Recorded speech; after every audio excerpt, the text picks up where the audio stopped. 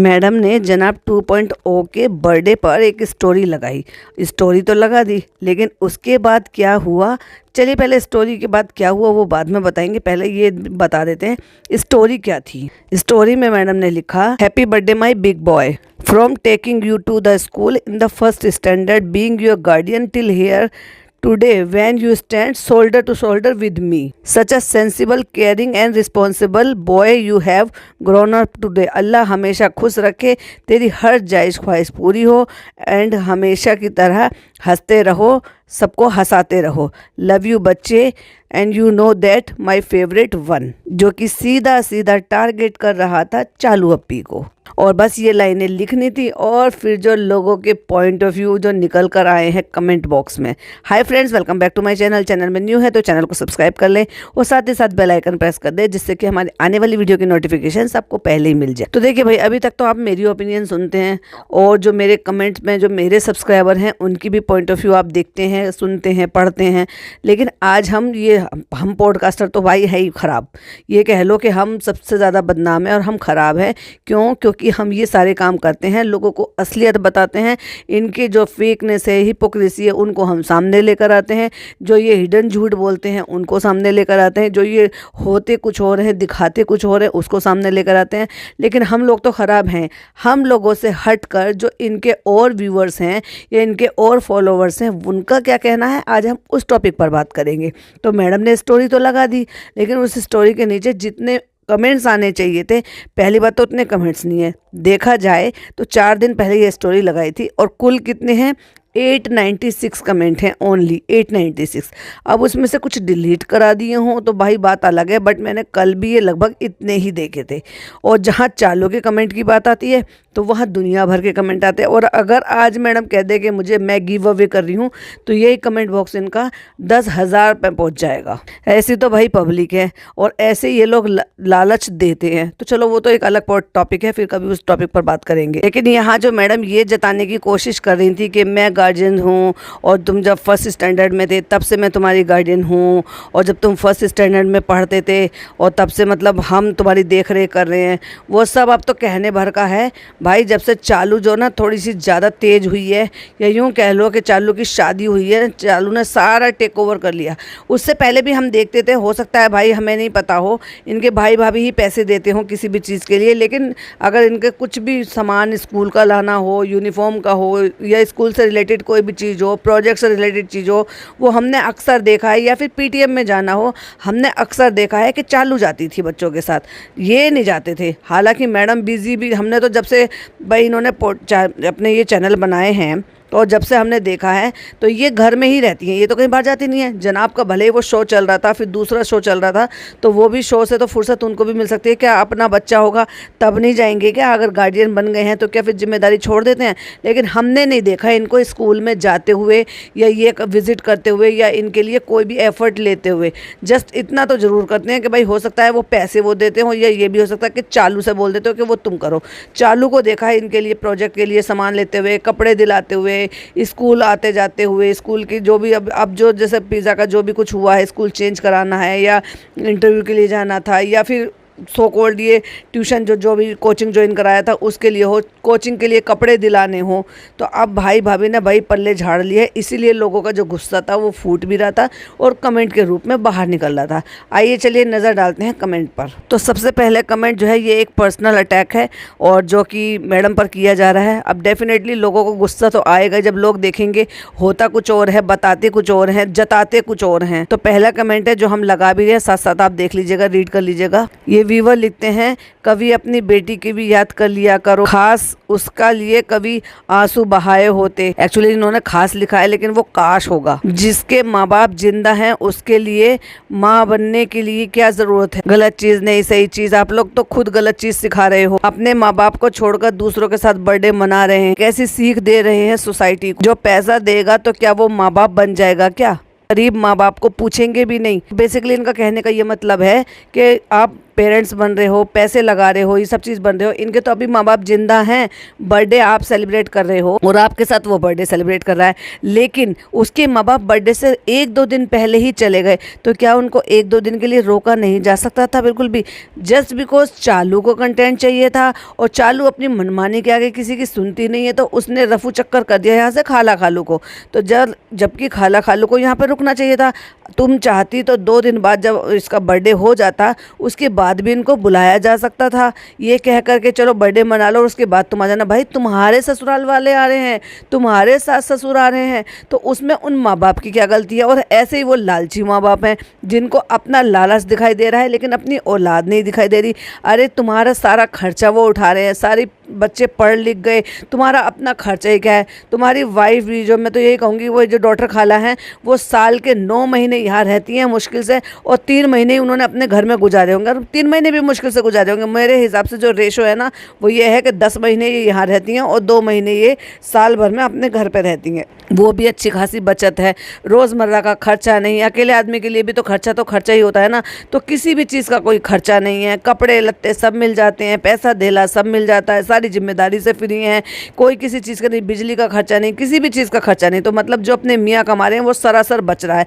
तो भाई इसी सब बचाने के लिए तुमने, ठीक है, अपने बच्चों को, छोटे थे, लाड प्यार में ये लोग ले आए, लाड प्यार में इन्होंने यहाँ रख लिया, उसके बाद स्कूल में एडमिशन करा दिया, ये सोच कर के भाई अच्छा स्कूल है, अच्छी स्कूलिंग मिल जाएगी, अच्छी पढ़ाई लिखाई। लेकिन अच्छी पढ़ाई लिखाई हो कहाँ रही है इनकी, जिनकी वजह से माँ बाप ने सेक्रीफाइस किया और ये सोच लिया कि चलो बच्चे अच्छे शहर में, सिटी में पढ़ लेंगे तो हमारे बच्चे कुछ कामयाब हो जाएंगे। लेकिन कामयाब हो कहाँ रहे हैं? तो सोचना चाहिए भाई इन माँ बापों को भी कि एक्चुअल में ये कहाँ स्टैंड करते हैं, क्या कर रहे हैं, क्या वाकई में कठपुतली बन गए हैं इन लोगों के हाथ की, या वापस में अपनी भी इनमें कुछ बुद्धि है क्या नहीं है? आपका क्या कहना है प्लीज़ कमेंट में जरूर बताइएगा। चलिए नेक्स्ट कमेंट लेते हैं। अगला कमेंट है, how cheap by saying herself guardian, she is telling everyone that she is taking care of his expenses. तो वो ये बताने की कोशिश कर रही हैं कि ये कितना चीप है कि ये खुद को उनकी गार्डियंस बता रही हैं और सबको बताने की कोशिश ये कर रही हैं कि हम इनके सारे खर्चे उठाते हैं। तो अगला कमेंट है, बीइंग अ गार्डियन, कभी स्कूल गई भी हो उनके, सभा को ही जाते हुए देखा है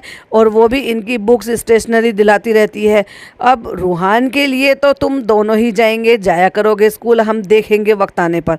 भाई ये बिल्कुल सही कह रहे हैं, जो कि मैंने भी अभी कहा था कि स्कूल नहीं जाना, पीटीएम में नहीं जाना, कोई स्टेशनरी नहीं दिलाना, कोई और चीज़ नहीं करना, जस्ट एडमिशन करा दिया। मे भी हो सकता है फीस ये देते हो, चालू नहीं देती हो, तो जस्ट फीस देने से तुम लोग गार्डियंस हो जाते हो क्या? बाकी की जिम्मेदारी तो तुम लोग नहीं लेते।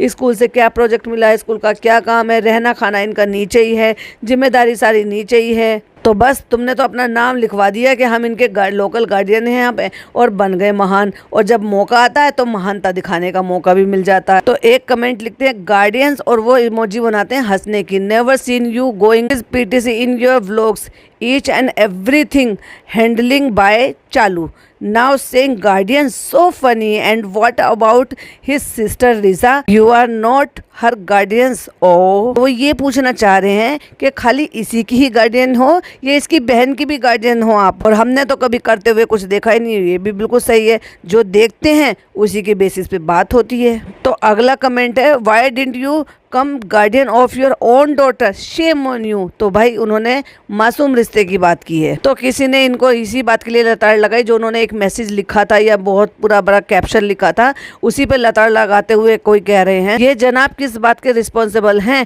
इनके माँ बाप वहाँ पे बीमार हैं, इतने टाइम के बाद फादर आए हैं, उनके साथ टाइम स्पेंड करते, ना कि आप लोगों ने इनको अपने इन लॉज के लिए वहाँ रोक लिया है। दोनों भाई बहन एक नंबर के निकम्मे हैं, बस चीज़ें दो महंगी महंगी और बाहर का खाना खिला दो। तो एक और कोई सीख देते हुए कहते हैं, पिका you are not the guarding angel of Rehan, but it's Rehan's parent who are investing their hard and money on Rehan's education so that he become a better person in life. You are not at all. If someone who has taken care of Riza and Rehan can be called their guardian angel is Saba and not you at all. क्योंकि उन्होंने भी अक्सर यही देखा है कि इनकी actually में हर चीज़ के लिए हेल्प करना हो, लाना हो, ले जाना हो या कुछ करना हो, वो कौन करता है। तो किसी ने लिखा, बाय दिस पोस्ट दीपिका अपनी छोटी सोच और डिस्क्रिमिनेशन दिखा रही है, जो कि उसे सिर्फ मेल चाइल्ड पसंद है, फीमेल नहीं, इसलिए उसने कम्प्लीटली रिजा को इग्नोर कर दिया है। तो किसी ने कमेंट लिखा,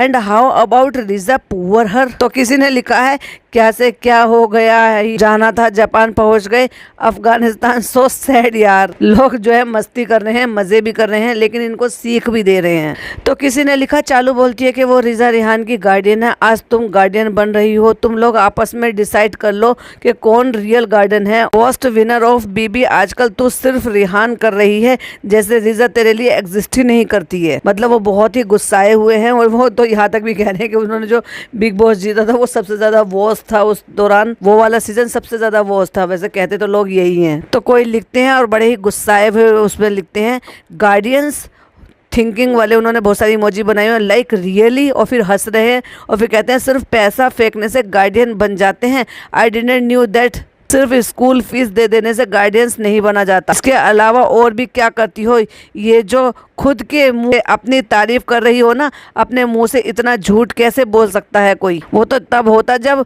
रेहान अपने मुंह से बोलता कि ये मेरे गार्डियंस हैं, अपने मुंह मियाँ मिट्ठू। तो भाई वहीं उसकी के ठीक नीचे जो है इनके क्रेजी कजन यानी कि इनके प्यारे से देवर जी ने भी कमेंट लिखा है, और बहुत दिनों बाद वो नजर आए हैं, जो वो कहती हैं, मक्कार बंद कर दो, कब तक पब्लिक को बेवकूफ़ बनाओगे, मुहर्रम के बाद बेटी का सच सबको दिखाऊंगा।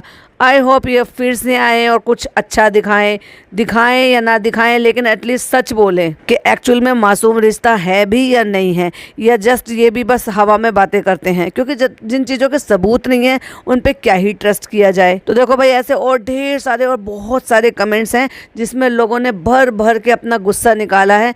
मैडम का तो टोटली डाउनफॉल हो गया है बेचारी के, ना तो कमेंट्स आ रहे हैं, ना इनके जो है कमेंट्स मतलब इनके जो इंस्टाग्राम है वहाँ पे कोई ज़्यादा खास कमेंट नहीं आ रहे हैं, और जो आ रहे हैं वो सारे टोटल नेगेटिव आ रहे हैं, और व्यूज़ भी उसमें यूट्यूब पे व्यूज़ नहीं आ रहे हैं। अब व्यूज़ नहीं आएंगे तो पैसा नहीं बनेगा, तो लग्जरियस लाइफ स्टाइल कैसे मेंटेन करेंगी। हाँ, एक्टिव ज़रूर हुई है, लेकिन एक्टिव करने के लिए इनके पास कंटेंट नाम का तो कुछ बचा ही नहीं है।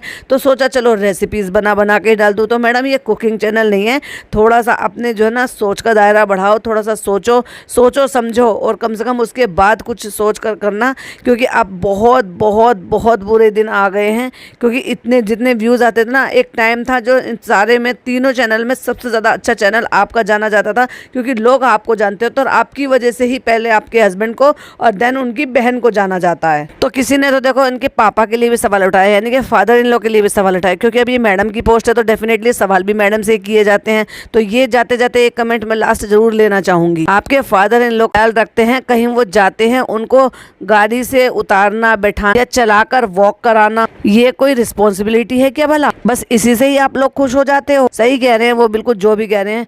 खाना नीचे से बनकर आता है, टोटल काम के लिए केयर टेकर रखा हुआ है, वही उनको घुमाना फिराना, जब फिजियोथेरेपिस्ट आती है वो उनको एक्सरसाइज कराना, सिर्फ कमरा दे रखा है अपने फ्लोर पे, उन कमरे में उनको 2-2 3 दिन हो जाते होंगे पापा के पास जाके बैठकर बातें करते हुए भी। अदरवाइज तो अगर वो बाहर खाना खा के जब वॉक करते हैं ना, उसी में ही वॉक कर लेते हैं, उनको ना नीचे ले जाना, ना घुमाना फिराना, नेचर से बिल्कुल कोई कॉन्टैक्ट नहीं कराना। एवरी टाइम तो इनके यहाँ AC चलते रहते हैं, उसी में पापा जो है अंदर भी AC में रहते हैं, बाहर भी AC में रहते हैं, वो हॉल जो है वो हॉल में बस वॉक कर लिया।